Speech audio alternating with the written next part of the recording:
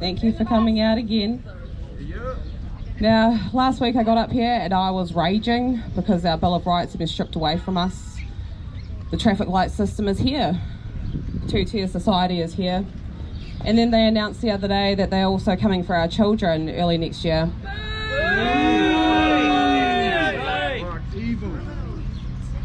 Disgusting. Their tyranny knows no bounds. They will not stop. And all of this, I believe, is a plan, a well thought out plan. In stages, they are seeking to divide us. Slowly but surely, we're being taken away from our family, our friends, and our simple daily pleasures. We will not be divided. No, we will stand together. We will not conform. And that's just it. If we start leading with hate, if we start radicalising, we start doing things against the kaupapa, we too will become divided between those who are looking for peace and those who want revenge. We cannot let that happen because that too is part of their plan. They will rip us apart from the inside out and we cannot let that happen. Now, sometimes I feel hopeless and I realise that I am just one person. I can't be everywhere at once. I can't unite a nation, but we can unite one another. Not all tribes got along, but they were strong together. And so that's why I believe that we must still stay the kaupapa. We must lead with love and light, and we must come together. Not just on our keyboards, we need to rally together and support one another. For when the people do awaken, and they will wake up, that we are there for them, and together we are strong. We cannot pour from an empty cup.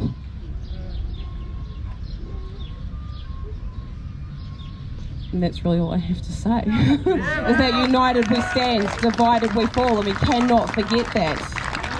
So rally together. We can do this. We are one. We are one. Hello everyone. I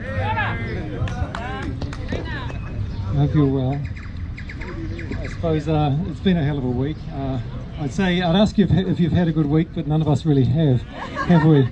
I know that every day I get up and I wonder what sort of horrors await me on the internet today. And every day seems to bring something a little worse than the day before. I thought I'd just share with you a couple of random observations. I've made a few scribbled notes, but it's like when I was a classroom English teacher, we used to call some of our preparation the three-step preparation method. You'd prepare in the last 3 steps it took to get through the classroom door in your head, and my speech is going to be a bit like that today. So first of all, I want to tell you about a friend of mine, a guy named Rudy Hinnant. I lived in Japan for many years. I lived there for 15 years, and I knew a vibrant community of foreigners, and Rudy was an African American guy who was a friend of mine. He was a hilarious guy. He was a wonderful guy. He was a vibrant guy, and everyone loved Rudy. He called everyone cuz. He'd go, "Hey, what's going on, cuz?" You know, and that's the way he greeted everybody all the time. And we drank a lot together. He was a musician. He played in bands in Nagoya, the city I lived in, and every year we'd take a trip to Osaka, and we'd get drunk and we'd walk through Shinsaibashi, and we'd just have a ball. And this guy was a wonderful guy. And last Sunday he went out with his friends for a birthday party. He went home and he died of a stroke. We know what he died of. He was the second person in that community to die post-vaccine. First one died of a heart attack 2 weeks afterwards, and Rudy a couple of months afterwards. Sorry, mate.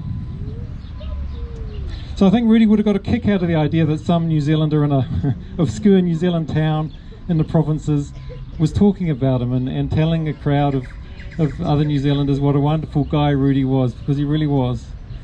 And I'm really honoured to have known him, and I'm really sad that he died the way he died. He should have had many more decades of life. I got a few notes.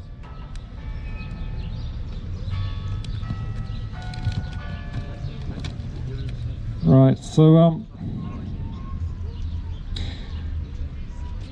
So, I've noticed in the last week that a lot of people are starting to get disheartened, and I feel it in myself as well. I see it in Facebook posts that people are saying that they're starting to lose courage, they're starting to lose a sense of purpose, and everything seems a little hopeless now, because things are moving so quickly, and finally we're in a period of our national history where apartheid has come upon us. Our society has been split like it's never really been split before, and we're finding ourselves, we're on the out, we are on the out. My vet over Facebook, and they said that I have to stay in the car park if I take my dog to the vet, but my dog can go in.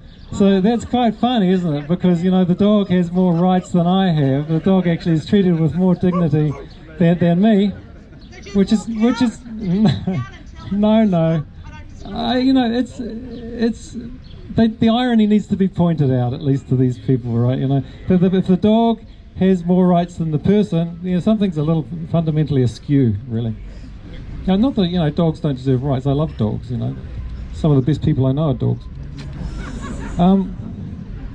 So the pressure is on us now, and I think it's worth asking ourselves or thinking a little bit about the nature of this pressure, right? Because if you can understand what's being done to us, intentionally done to us, then I think the emotional impact lessens. Through understanding comes a kind of freedom, So I don't know if you know this, you probably do, but all throughout the Western world, governments have instituted these things called nudge units, which are behavioural management units into their bureaucracy, right? And this is to manage the behaviour of the population. Now this is kind of metamorphosed into metastasized might be the better word for it, into these sort of full-on sort of psychological warfare which is being waged on the people of the Western world, in fact all over the world, I suppose.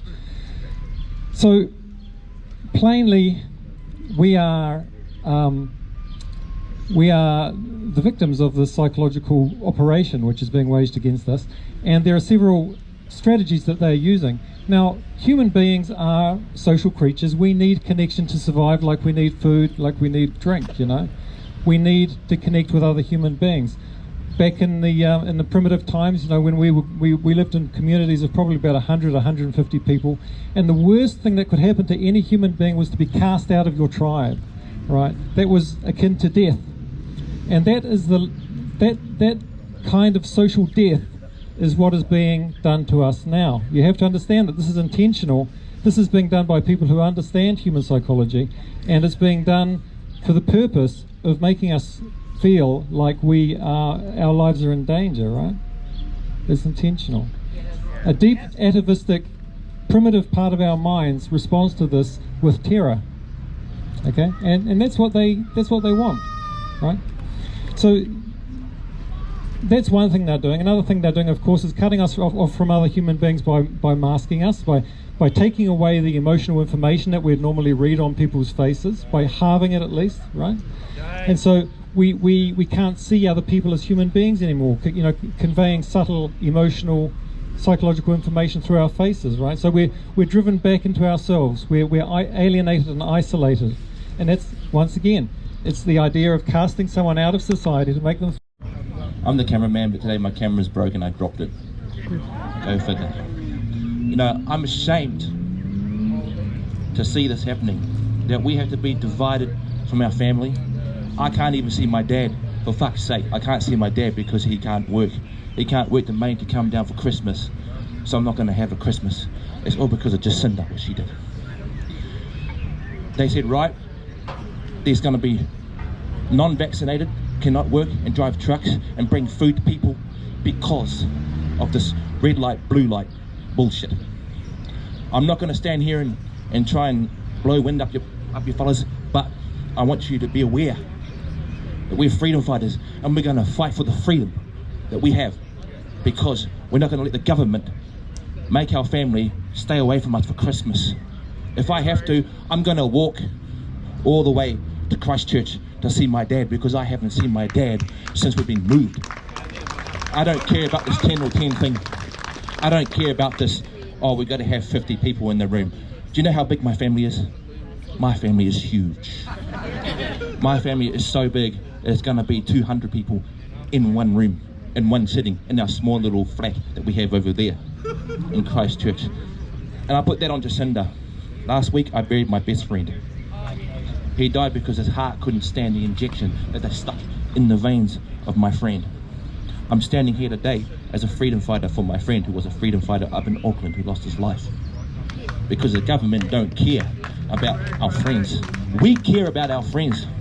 We're going to stand and fight against this government. I'm going to repeat myself until the government is sick of me, which they are. I've probably got 28 different charges on me against the police because I'm fighting them on the front lines. Because that's what is freedom. What does freedom look like? Fighting!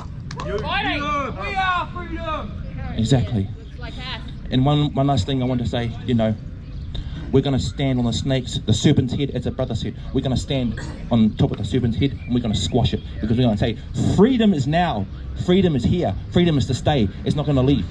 As long as we're standing as a group, as long as we're still here standing, freedom is going to be here. Where is it? It's not going to be at home sitting in front of the TV getting upset about what happened. It's going to be out there. We're going to let the government know that it's not okay to put these mandates on here. I'm not a Honda Accord, I'm a person. That guy over there is not a Chevy driver, is he? We are human beings. Those traffic lights are over there. That's a traffic light. That is what a traffic light is. That is what the traffic light is for. We are human beings. We are human beings. Right? We don't need to be under this, 50 people in the room. Count how many people are here today standing for freedom. Freedom, everybody. God bless you.